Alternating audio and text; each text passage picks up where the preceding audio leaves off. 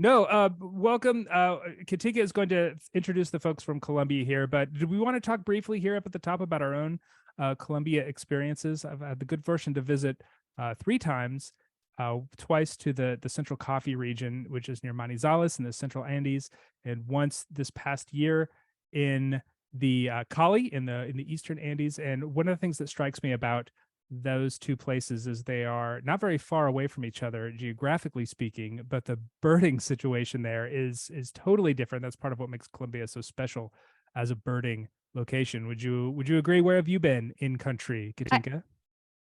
I would totally agree. I've been to Colombia probably about 5, 6 times now. And I visited probably most of the country. There are still a few places missing. I've been to Santa Marta. I've been to the coffee region too. I've been to Medellin very recently and to Jardín. And I've also visited the area around Cali, which is probably my all-time favorite. It is Colombia is my all-time favorite destination, but within Colombia, I think Cali and the Western and Central Andes are just absolutely amazing for the diversity of species and habitats that you can find there. And last year, I also got the opportunity to go to Putumayo, which was very interesting and a very different region yet again. I've been to Leticia in the Amazon, sort of far south, at the 3-country border. So yeah, I agree. Within Colombia, the diversity of habitats and ecosystems is just so absolutely amazing. And you can get to so many different places in a relatively short time, just because obviously you have all these mountain ranges, like the ice split in 3 regions there, or 3 cordilleras, which makes it very special. But I'm not going to talk too much about that because I'm dead certain that Roger has something to say about that, and he can do that much more in depth than I could.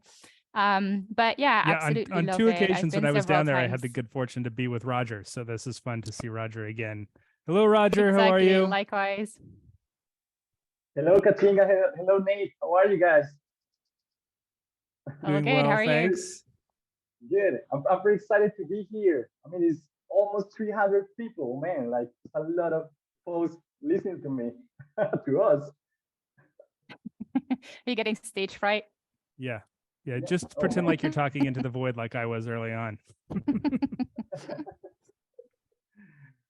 Cool, but yeah, I'm pretty happy to be here. Thank you guys for having me here, and pretty excited to talk a little bit about my beautiful country. We're thrilled to have you here. Yeah, and once again, if you have any questions during the presentation, please use the Q&A tab at the bottom. If you have any questions at the end, Katinka and I will moderate those questions at the end of the Roger's presentation. Please use the raise hand function at that point, and we will get to you. I'm sure it won't be difficult for us to say many glowing things about Colombia. It is a truly amazing place, and one of the fascinating things about it is that it continues to open up to tourists, to people from outside, to people in the country, and there's this growing birding community there as well that makes it so special. So, Katinka, I turn it over to you to introduce our Colombian friends here. Okay, thank you. Yes, so welcome everyone, and thank you all for joining our virtual tour to Colombia. As you all know, the birdiest country on the planet. As the ABA's travel coordinator, I'm really happy to see that so many people are interested in watching birds, both close to home and around the world.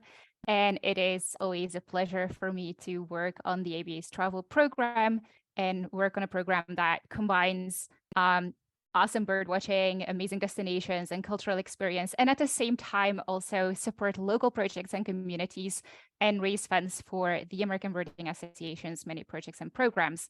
As I already said, Colombia is probably my all-time favorite birding destination. I've visited many times, and I don't think it's possible to ever get bored with Colombia.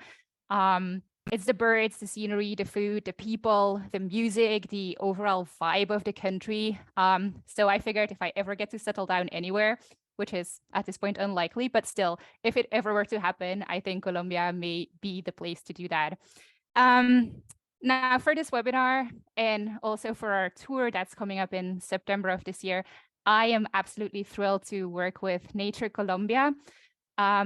what voices to hear from than the local experts, right? And with over 10 years of experience developing nature and birdwatching tours, Nature Colombia is one of the leading companies in the country. And what's most important to me is that they take pride in showing visitors not only the exquisite bird life and the unparalleled biodiversity of Colombia, but also its rich cultural heritage. And on top of that, Nature Colombia is led by two amazing women, Angela Gomez and Luisa Cato, who are part of our panel today. Hi, Angela. Luis, are you there too? Hi, So, hello. hi. Angela and Luisa are some of the most driven people I've ever met. And they are fully committed to developing birdwatching in Colombia as a way to support local communities and local conservation efforts, which I believe aligns perfectly with what, for me, birding and birding travel should try to do. So thank you both for all the work you are doing, and thank you both for being here today. And also here today are two of Nature Colombia's lead guides. We already heard a little bit from Roger Rodriguez Ardila, and Yesenia Tapasco. I believe that Yesenia is the newest member of the Nature Colombia team, but I know for a fact that she has a ton of experience watching and studying birds and guiding bird watchers throughout Colombia. I've actually had the opportunity to go bird watching with her before, and I really enjoyed that. I think some of you might actually recognize her name because Yesenia is one of the women of Montezuma Lodge. And if you read our magazine, Birding Magazine, you must have read that last April. If you haven't, you should totally go to the website and read it there or sign up now. Montezuma is an eco lodge and a reserve that was created by Michelle Tapasco, which is Yesenia's mom, and now Michelle and her 5 daughters run this amazing operation. So another incredible women-led birding success in Colombia. Yesenia is a biologist by profession, and she has been guiding at Montezuma and for a variety of birding tour operators throughout the country for years now. And then last but not least, Roger Rodriguez Ardila. He is also a biologist and has a special passion for birds. He told us that he has been captivated by birds and their behavior ever since he was a child, and that drove him to pursue a degree in biology and ornithology. He has worked on several research projects, has been studying the ecological guilt of birds in the Central Andes and the breeding biology of birds on the Pacific coast. And Roger has discovered that his love for birds and science could actually also be channeled into a career as a birdwatching guide, and we are really happy about that. He has been working as a guide since 2014, started out in the breathtaking Sierra Nevada de Santa Marta, but has progressively been expanding his reach, and now he's guiding throughout the country. And fun fact, Roger has observed 1,391, is that still correct? Correct. 1,391 species of birds in Colombia, which is an impressive portion of the almost 2,000 species in the country. So without further ado, I think one that, other thing, yes? Katinka, one other fun fact about Roger is if you travel with him, you get to listen to his something like 14-hour playlist of songs with bird or species of bird in the title.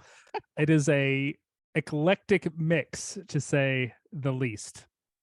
True that. I have to say also that Nate added like about 30 of the songs in the list. Happy to help. Happy to help, Roger. So Roger, I'm totally ready to pass the floor to you so that you can take us to this magnificent country that is Colombia. Cool. Thank you so much for the kind words, Katinka. And again, I'm gonna be sharing a screen. Again, thank you so much for having me here. I'm pretty excited for this trip, for showing you a little bit about my country today and in September too. So I'm gonna be showing you or walking you through some of the places that we're gonna be in the tour of September. I'm gonna try to do it like not too long. I'm gonna take only 30 to 40 minutes to walk you through the places we're gonna be. And again, thank you so much for having me here. And if you have any questions or something that I didn't tell that you are like curious to know about more, just please don't hesitate to drop your question in the Q&A box, as Nate said. And Nate, Katinka, there are more crew of Nature Colombia behind the screen. Yesenia, we are all be like pretty happy to answer any question of any kind. And also before start, also I would like to apologize if I do any mistakes on my English. I hope you understand, and let's start. So during this trip in September, we're gonna be visiting the central and the western Andes, and those regions are very, very like unique in Colombia. And I will start telling you that Colombia is the second country with the most biodiversity in the world. The first one is Brazil, and as you may know, Brazil is at least 7 times Colombia in area. So you can have an idea how diverse is Colombia. So why we say that Colombia is the first country, or the country with the most bird species, with the most orchid species, is the second country with the most plant species, amphibians, butterflies, and freshwater fish, is the third country with the most palm species, reptile species, and is the fourth country with the most mammal species. And Colombia, I have seen that people have the idea that Colombia is only like another Andean country in the South America. But no, Colombia has a very complex geography that is the main responsible of the big diversity in the country. So I have this pretty nice map that I like a lot that show very well like how the Andes, Cordillera, these mountains in the middle of Colombia are split in three ranges, in three chains, let's say. And that only happens in Colombia. Remember, when the Andes start down in the southern tip of Southern America, they are only one chain, and only in Colombia they split in three. And in the middle of the eastern and the central Andes, we have the Magdalena Valley, and in the middle of the central and the western Andes, we have the Cauca Valley. So we have three different Andes ranges that make an explosion of endemism mainly, and a lot of birds have developed in these Andean chains. So in September, we're gonna be birding in the central Andes, where we are in Manizales and Pereira. We're gonna be birding in the Cauca Valley when we are in Cali and the Sonso Lagoon, and we're gonna be birding in the Western Andes when we are in the Kilometer 18 and in Chicaya. So you're gonna be like getting to know a lot of nice species from those very, very unique areas from the country, which, as you can see, are very different from the other places in the country. So this is a smaller overview of the places we're gonna visit. So I divided the trip itself in two legs. So the first leg is when we are in the central Andes, when we are in Pereira, Manizales, and then we're gonna do the only long road trip when we are 4.5 hours drive during the middle of the trip. That's the longest trip that we're gonna be in car. And then we're gonna be in our second leg when we are in Cali, in the Western Andes and the Cauca Valley. So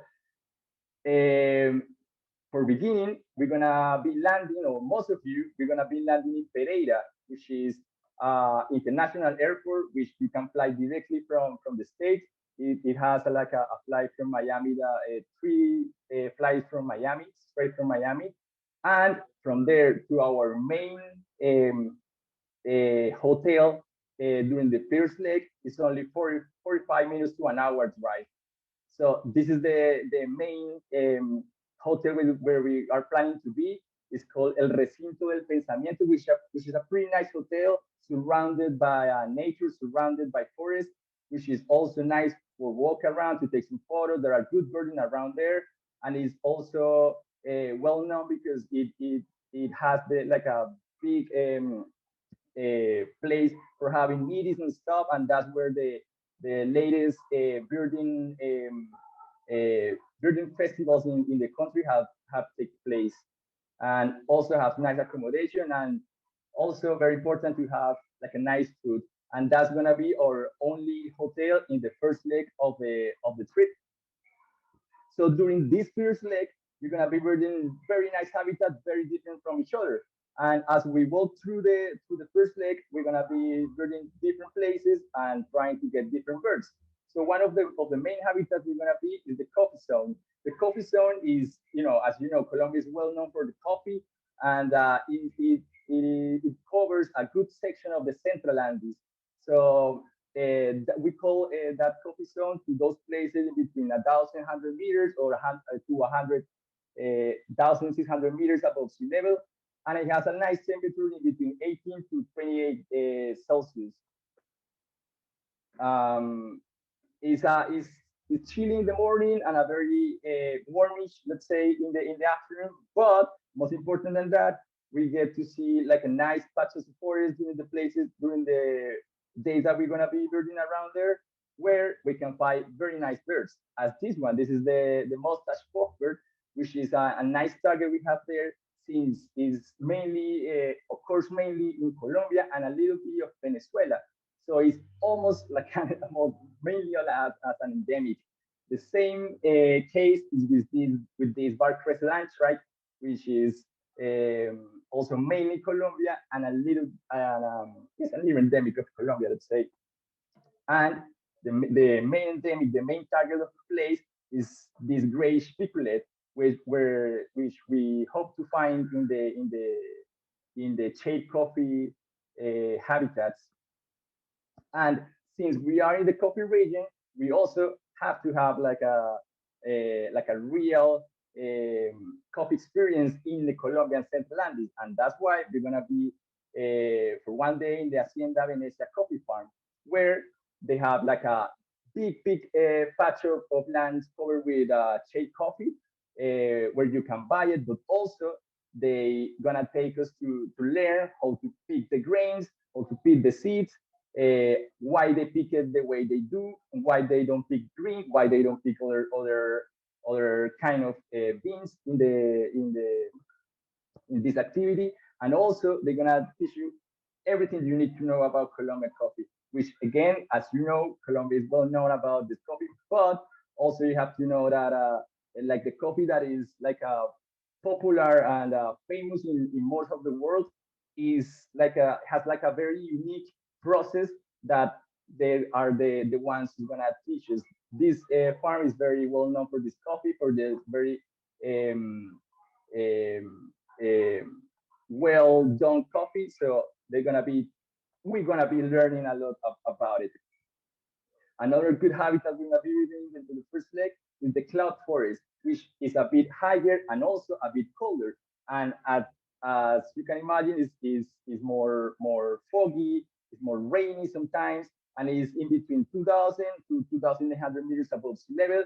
And again, is gonna be more chilly, and is called cloud forest because is normal. The normal weather is very misty. In fact, like sunny days are not very good for birding during when you are in cloud forest, where while and when you have like cloudy days, that's where what the birds like to be around, to be more active. And one of the main attractions of this main Central Andes is that most of the reserves that we are going to be visiting are are famous for having amphitheater feeders. If somebody around there listening to us is not like familiar with this family of birds, is like a very shy bird that is like a completely, let's say, ghost.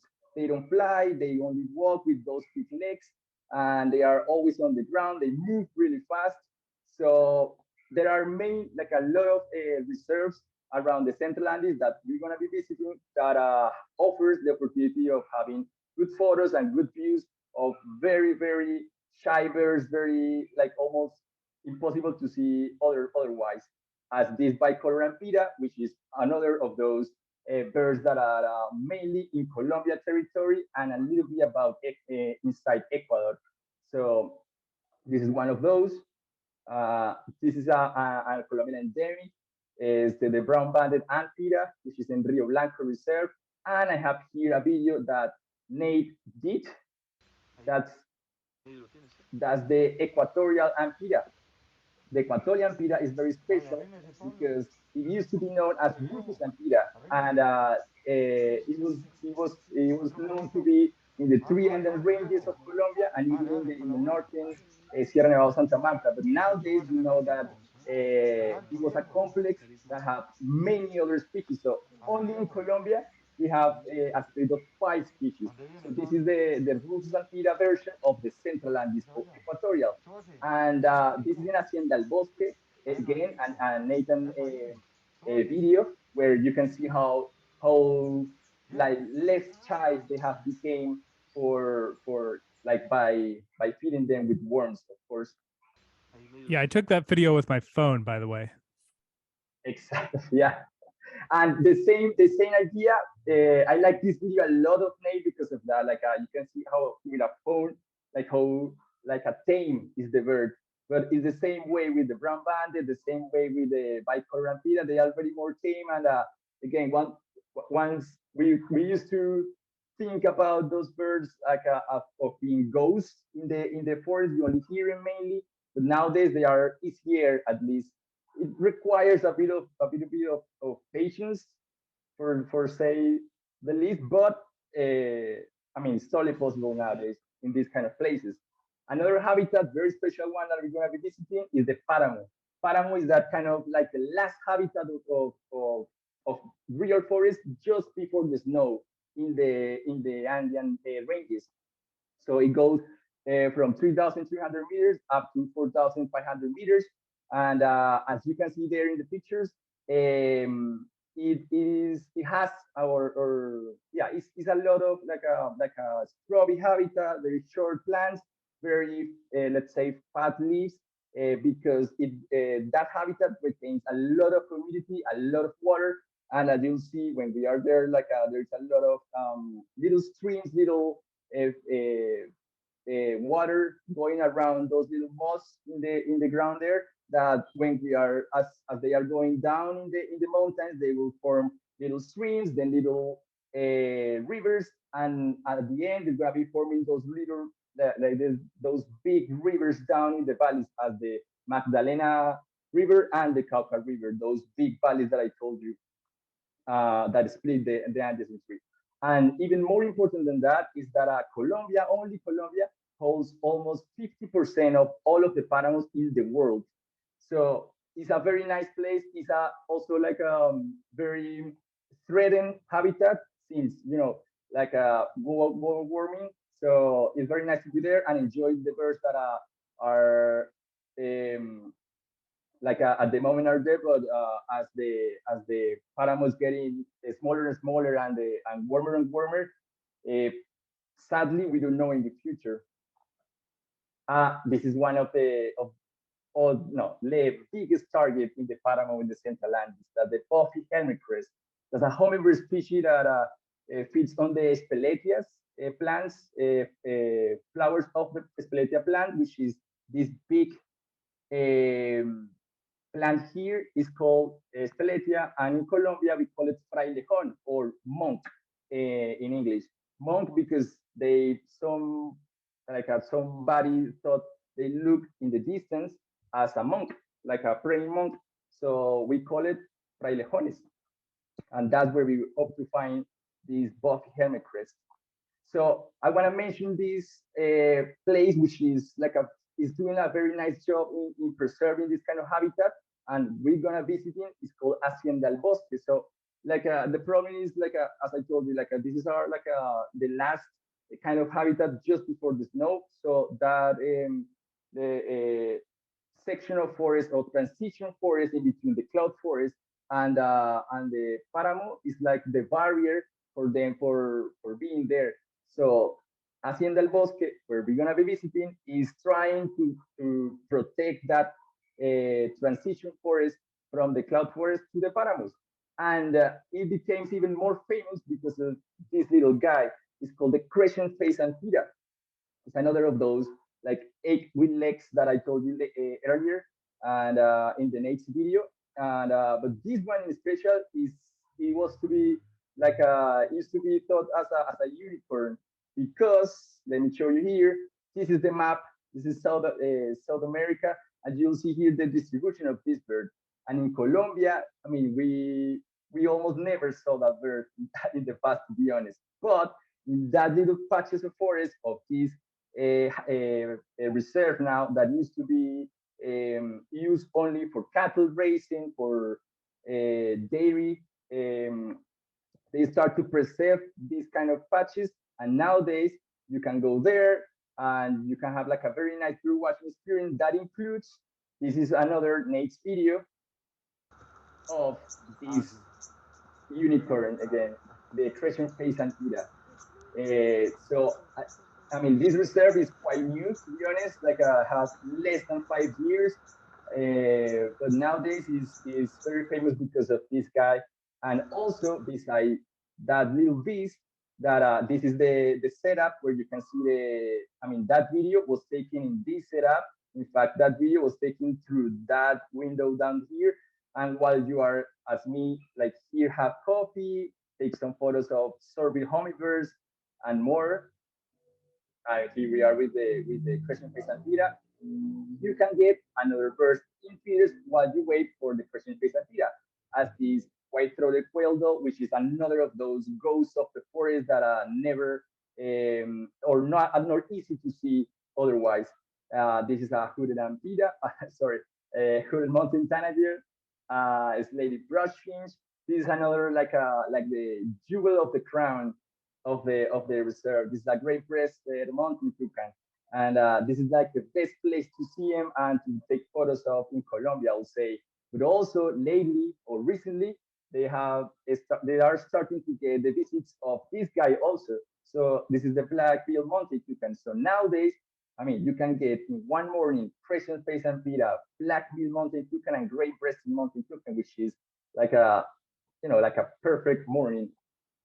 So that's a little bit of the main habitat that we're gonna visit in the first leg of the trip, and let's talk a little bit about the second leg. So during the second leg, again, we're gonna be birding around Cali, and we're gonna change the hotel only by day 6.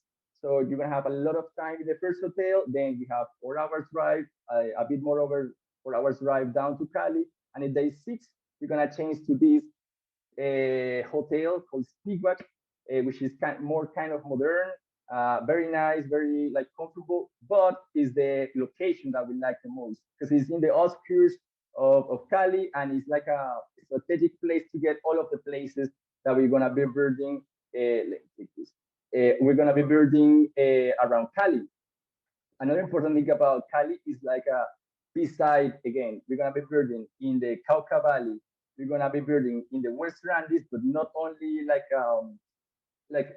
remember when I was showing you the 3 Andean chains? So each of those Andean chains are different in depending on which slope you are. So that's important also when you come to Colombia. So as you can see, we're gonna be birding here in the Cauca Valley, and this is the Western Andes. I hope you see my pointer. We're gonna be birding those in three places that are located in the eastern side of the Western Andes, one place that is located in the western side of the Western Andes, and another place that is San Cipriano that is located like a crossing over the Western Andes and going downhill in the let's say the lowlands, the tropic rainforest lowlands of the Pacific of Colombia, which adds like a bunch of nice birds to the trip. So so starting with the habitats of this first leg, we're going to be visiting the dry forest. Dry forest, as you can imagine, is of course more dry, more hot. It's around 900 to 930 meters above sea level, or even below that, and is known for being very dry and very hot. And but we're gonna be building the Cauca Valley in this very nice reserve called Sonso Lagoon, and it's a big patch of wetlands of marshes with small section of forest where you can like walk and see a lot of birds. And they have built in this reserve these nice walks to spot more birds in places that you cannot walk because they are very wet and full of water. So this is one of those places. Let me show you here. This very nice place where you can spot one of the main targets of the place, which is this guy. This is another Nate's video. Was is the heaviest I think that exists, right? This is the horn screamer. Which you probably some of you are thinking the horn screamer as a more Amazon kind of bird, but the horn screamer have like a little population, like isolated only in the Cauca Valley, and that's the best place to see it. And of course, while we are there, this is kind of our base, our biggest target, one of our biggest targets.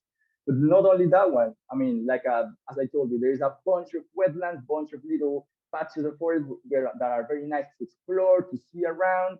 This is the little cuckoo here on the left hand side, and this is the gray called wood rail, which is like a more like a bigger distribution, but like a never like a super easy to see. But it's very nice place to see in the Sonso Lagoon.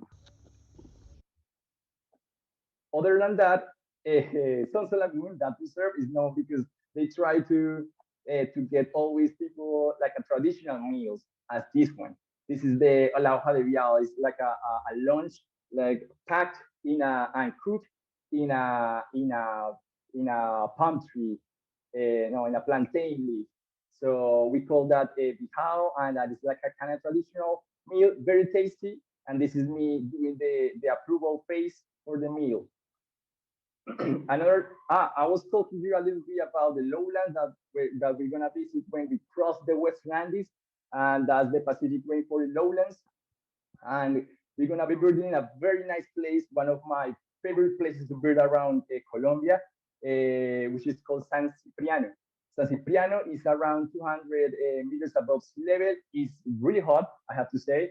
It's about 30 to 38 Celsius degrees Celsius, and is known because being very rainy, which most of you also know that in the tropics at least, rains is almost equal to super diverse, and it's also very humid. And the conditions there are, I mean, I'm probably I just think, man, it's super hard, but it's not because there's a very flat road, very nice habitat to see, and one of my best, my favorite places of the place is the way you go inside the reserve, because the only way to go from the main road to the reserve is by these old train tracks that you cross. Is something that we call brujitas or little witches. Little witches or brujitas are this kind of vehicle that is powered by this motorbike in the old train tracks. And this, I wish I have like a better photo. This is like a little misty because of the humidity, but you see more or less how we like sit on the brujitas, and the ride in a brujitas is just spectacular. So you go through the jungle, very lush forest, very diverse forest. You see and hear toucans, parrots, like bunch of species when you are like in the right, and it takes you like to go like deeper inside the jungle. So we will not be like a birding the edge of the jungle as we can like imagine, but we're gonna be birding like inside the jungle in the Pacific lowlands, which again is kind of the one of the best habitats in Colombia. And again, it is very rainy, very humid place, and sometimes when you are in the brujitas, you can be wet. So this is a video of me with some burgers going in a brujita while it was raining, but we made it to the inside, and that way was spectacular. Oh, there we go. That's us doing the rain in a brujitas. And I have here like so you can see better how we cross very nice habitat, very lush forest, very nice habitat. of the nice species and more open habitat birds that we see from the brujita itself. And one of the main targets here is this guy on the left-hand side called the five-color barbet. And I have here in the right-hand side the map, the distribution map of the five-color barbet, which, as you can see, it barely make it inside Ecuador. So we call it like basically like a Colombian endemic. And I have here a very nice video. I'm gonna be quiet for a little while, just 30 seconds, so you can hear the vocalization.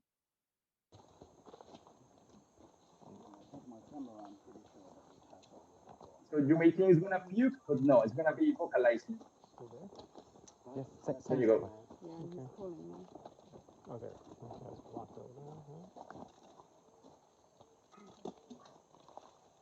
Okay, it's a little soft, but I'm gonna translate that, and it's doing like whoop, whoop, whoop, whoop. It does it like a very like not very loud, but once you are there, you get the idea. Like it's very nice to hear this bird like doing that little whoop, whoop, whoop, when you are walking through the forest, like through the forest, through the jungle, which is, I mean, pretty nice bird to see.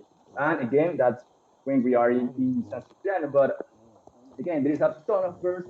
I will like love to show you here, but since we have not like a lot of time, I put you some of of the good birds that you can see there in the in San Cipriano. So here in the left hand side, you have the bicolor amber, which is one of the birds that you see in the background of the bird of the video. You see some ants. Yeah, hopefully you see it. There you see some ants in the back here, and that's the best thing that that can happen to you when you are in that place, to find like a track of a road of ants that birds like this, like the bicolor amber follows, and not to get the ants, but the other things that the ants flush out. So they are like specialized in this kind of like of behavior, let's say. And in the right hand side, you have here the black-breasted puffbird, which is also like another one of those like very nice birds to see there. The one in the right hand side is a little bit more common than the one on the left hand side, but again, those are birds that we target, and we try to see as much as we can. And again, like when I see parrots, you may think, oh, I see parrots, but no, there's a lot of parrots there to see. This is two of the coolest species to see there. In the left hand side, I have the red-faced parrot, and in the right hand side, the saffron-headed parrot. So I'm gonna play it for you so you can see how. So the one in the right hand side, especially, they are like especially harder to see because as you can see, they are green and they don't move too much. They don't vocalize too much. So sometimes you struggle to find them. But this is a very nice bird to see, and I think in Colombia, San Cipriano is one of the best spots to see them. So finally, in the second leg, we're gonna be also visiting cloud forest, so which is pretty nice. We're gonna be birding cloud forest from the Central Andes, and you're gonna be birding cloud forest from the Western Andes. And trust me, you're gonna tell the difference easily. The only like similar thing about those two are the weather and kind of yeah, just the weather, because the birding is absolutely different, which is awesome. And the main target, the jewel of the crown of the Western Andes cloud forest is this guy, the multicolored tanager, which is a Colombian endemic. And I have to say that this bird looks spectacular, and the best thing is that it's quite easy to see there because it goes to feeders, so you can get great photos, great videos of that one. Of course, with a little bit of patience, of course. But I mean, once you are there, you have really good chances to see them. Another one of those big targets of the place are those wood quails, and I'm gonna show you here. They are in a feeder. This is a chestnut wood quail, another Colombian endemic, which is another of those birds that you don't see in the wild.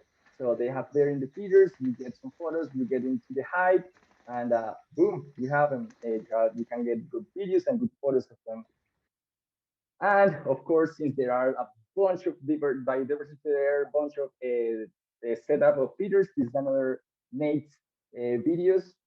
I choose. Okay, it's not playing. Hopefully this, okay, this one it is. So this is another of those like colorful tanagers that you can see there in the Western Andes feeder setup. This is the golden Nate tanager. And hopefully this red-headed rodbit, nope, but it's pretty nice. I mean, and the photo you see that there's another like birds moving around, and there are very colorful tanagers and saltators, brush finches, and everything goes to those feeders. Since the place is very well preserved and there's a nice setup of feeders, and also we're gonna be birding in what is known as the best garden building in the world. So I want to show you this video. It only takes like about a minute and yeah, 2 minutes. So let me get a little introduction of this one. This is like in the middle of the jungle in a very isolated house that you'll see in the video. This is Avistamiento de Aves Doña Dora birding. Who is Doña Dora? She's a local lady who moved here years and years ago to sell lunches and snacks to passing drivers on their way from Cali down to the Pacific coast. Birders started coming here and discovered that this place is not just a beautiful location, but it's home to some of the most interesting, rare and unique Chocó endemic species and rare range-restricted tanagers, hummingbirds, barbets and birds in the whole region. Welcome to the best backyard birding spot in the world.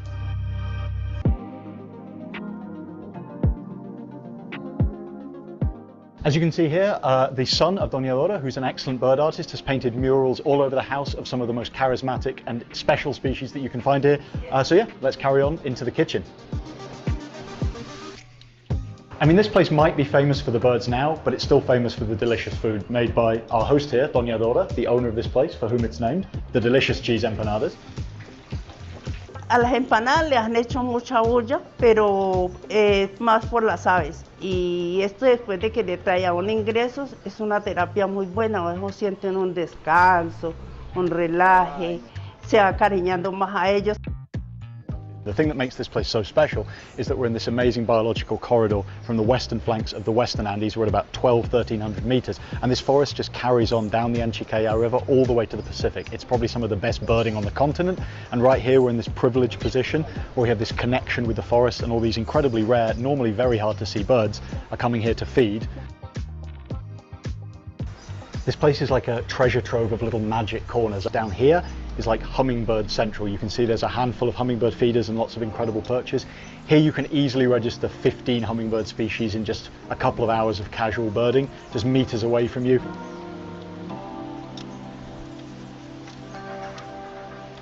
But you know what? The first floor is great because of the birds and the cheese empanadas. The second floor is great for the bedrooms, but it's the third floor where the real birding magic happens. Let's go and take a look. So this third floor is actually a relatively recent addition to Doña Dora's place. I mean, literally thanks to birding, she's been able to add an extra floor to her house. This used to be the roof. Now we have this incredible open air, entire floor observatory, 360 degrees. I honestly can't think of many better places in the world where I'd be happier than just sitting here with a coffee, doing some birding, watching toucan barbets right in front of me.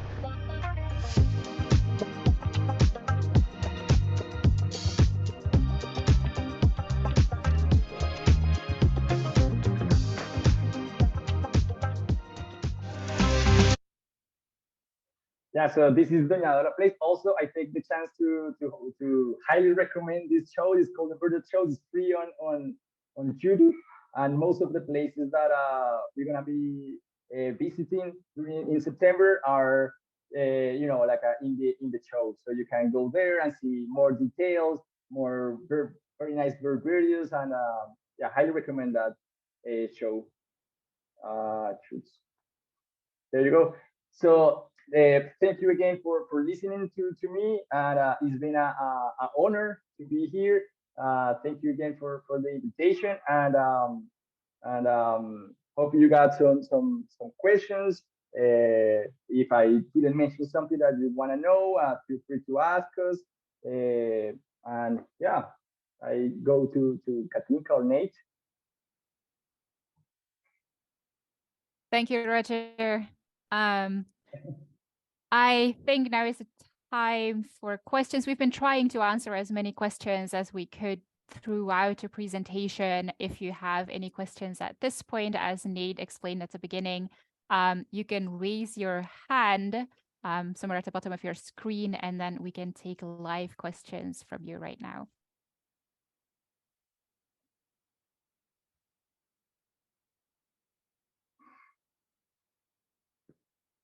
I'm glad you got to use some of those videos, Roger. They've been sitting on my phone for a very long time, so I'm glad that other people get to see them, other than the people I corner when I'm talking about Colombia at bird festivals or bird presentations. I like them a lot, man. Thank you so much. And for folks who may have missed some of the names of the birds that we were talking about, some of the places at Hacienda El Bosque early on, that was crescent-faced antpitta, that cool-looking one with the streaky-chested and the funky face. Equatorial antpitta was a little brown guy. Gray-breasted and black-billed mountain toucans, which are spectacular and big and charismatic and all the things that you want a toucan to be, and frequently hopping in front of you. Some of those places where the antpittas and the toucans and whatnot come up very close to you are absolutely otherworldly. And one of the things that I really love about those places is that the people that maintain those feeders, the people that own the property and maintain the feeders, really think about photographers when they're setting those things up. It's almost like a little bird amphitheater there, where they have put like moss and cool stumps for the birds to hop on. And if you are someone who loves taking photos of birds, you can't really beat it. They set it up so that the background is gorgeous and everything around it is, there's no distractions. Granted, then you go to eBird in the Macaulay Library and you look up something like crescent-faced antpitta, and you see that like 90% of the photos are on that one stump at Hacienda El Bosque. But you know, you've got your version of those photos, and that's pretty cool too. Julie Bear asks, what is the bright yellow, lemon yellow bird with the white throat? I think that was the silver-throated tanager. Is that right? Yeah. Silver-throated tanager. Yeah, I'm sorry. If I was talking too fast or my broken English didn't listen to her well, the English. Your English is excellent, Roger. Yeah. John Levin asks a question, what is the Colombian government doing to help preserve habitat? I wonder if any one of our Colombian friends want to jump in there and offer some insight into that. My sense is that they're enthusiastic about birding as an opportunity as a an industry in the country, but sometimes that you never know exactly how that pans out on the ground. But from an outsider's perspective, it looks pretty good. I don't know if anyone wants to tackle that question. I would think Luisa or Angela probably has a broader take on that. Yeah. Hi, everyone. Yes, actually, as Nate said, here in Colombia, the bird watching is improving a lot, and a lot of people is interested in it. And actually, our government has a lot of initiative trying to protect a lot of areas here in our country. Not only a lot of civil society trying to make better areas and to preserve more places here.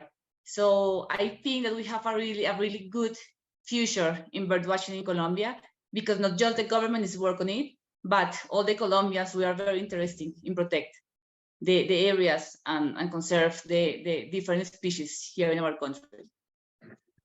Yeah, I think what Luisa said is my perspective as well. I had the good fortune to travel down there for the bird fair in Cali this past year, and what is sort of amazing about that event is that it is for Colombians. I mean, it is attended by Colombians. It's Colombians that are there, that are interested in birds and nature, and not just people that are in the ecotourism industry or academia or any of that stuff. They're just regular folks that are interested in birding. There's this huge culture of birding in Colombia that is growing in leaps and bounds ever since the peace deal was signed and the country is opening up. And it is so cool to see because you've got all these people who are advocating for conservation in the country and pushing their government to do the right thing, and it's really neat. Yeah, also I would like just to add what you guys said. Like, is very. I mean, we are growing fast. It's not like a long time before, and it's also mainly because of birds. Since the bird watching is growing a lot and fast, and people is looking and it's growing like a. I mean, it's getting business out of birding. So that's getting interest in more and more people, and that's the way it's like organically happening in Colombia, I think.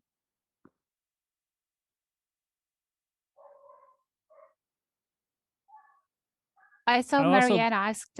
Oh, go for it. Did you still want to say something? I was just going to about this? say, one of the things I love about it is the fact that so many of those places that are like Rio Blanco and Hacienda Bosque and Doñadora are all like local Colombians that are taking advantage of this too, which is also really neat to see.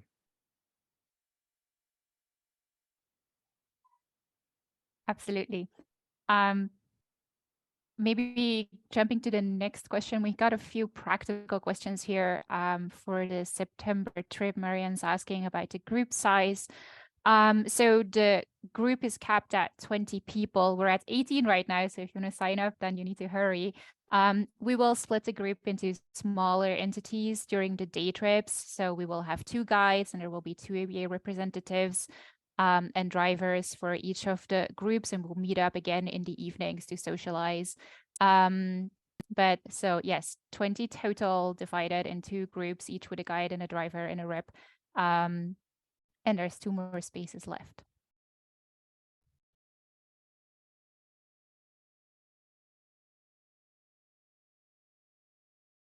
And Andreas, yes, you will absolutely receive additional details and information before September. We will be sending out information packages with details such as weather, packing lists, checklists. All of that information is about to come soon within the next 2 weeks or so.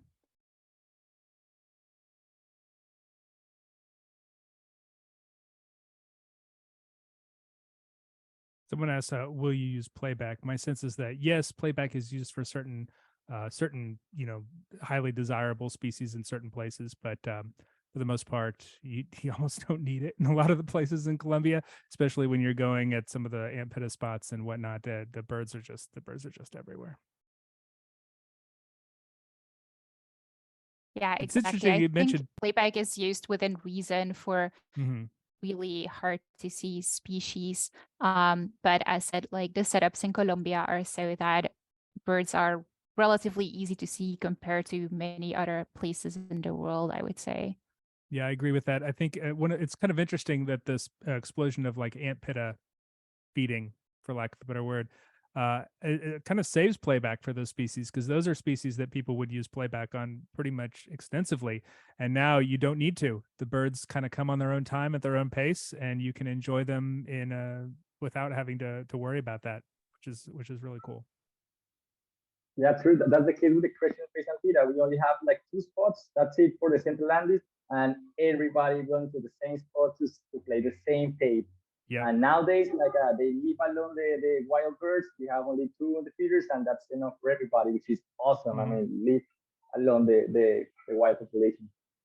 Yeah, they're essentially the I don't know the I can't think of the word I'm trying to think of, but they're the crescent-faced ant pittas that take the brunt for all the other crescent-faced ant pittas out there in the Andes that are kind of doing their thing without any other people. They seem to be doing all right. They're getting plenty of worms out of it. So.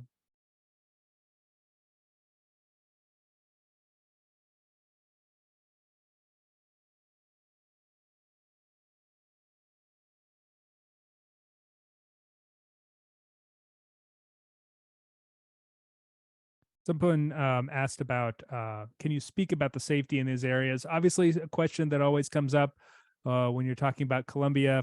A lot of people's memories of Colombia in the past several decades have been of a relatively dangerous place. But I can tell you, I did not feel ill at ease in any place that I've been.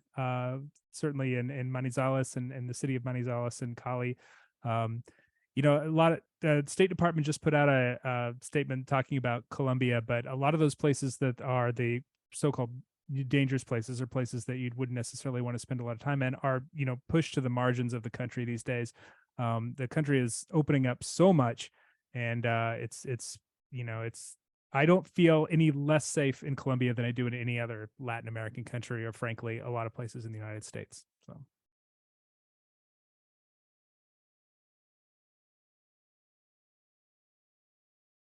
Roger, someone asked, how many species do we expect to see on the trip total?